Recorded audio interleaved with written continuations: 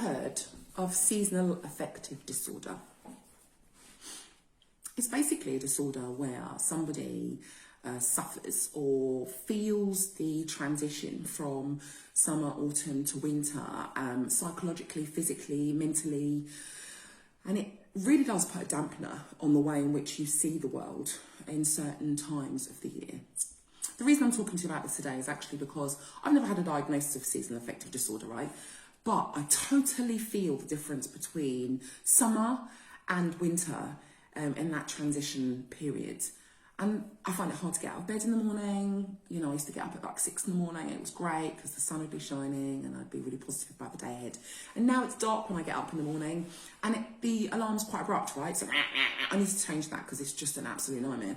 So I get up in the morning and I'm kind of feeling a bit, and obviously what with everything going on in the world as well, it doesn't really give a good impression for my first start. But I thought about it this morning, which is why I've come on here to talk to you. In terms of what we can do for ourselves mentally, I've now started to prep myself a little bit different. So first of all, I recognise that during winter or during this transition from summer to winter, we're all going to find it a little bit difficult to get out of bed. We're all going to find it a little bit harder to meet the day with positivity. And that's absolutely fine because I think it's really important that we understand that transition physically and mentally. Your body is designed to go into hibernation, eat carbohydrates, let's face it, right? Like literally, that's what we want to do right now, is to lay down those fat stores for the winter and to go into hibernation mode, sleep more, get cozy in front of the TV, it's lovely. So actually, instead of fighting it, just be aware about it, just be aware of that want in your body and don't not go to work, people, all right? It's necessary. And don't get up and stop doing all the things you need to do as an adult.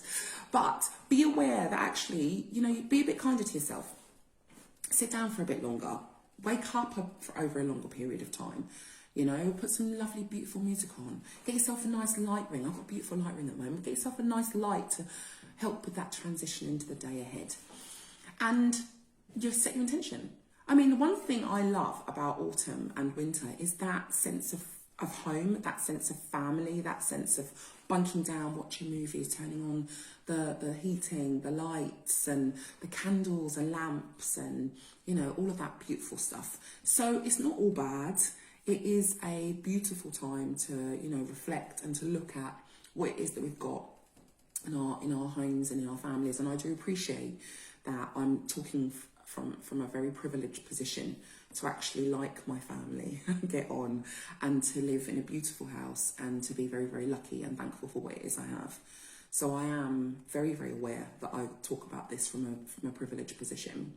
So if you are from a privileged position, just take note of that. And it's not about feeling guilty about what you got, because if you're like me, you've worked damn hard for it. But just be aware that we are blessed enough to be in a position where we can think about these things and enjoy it.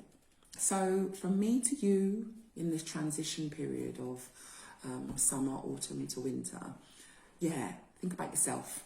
Be aware of what's going on. Be mindful and enjoy. Have a great day.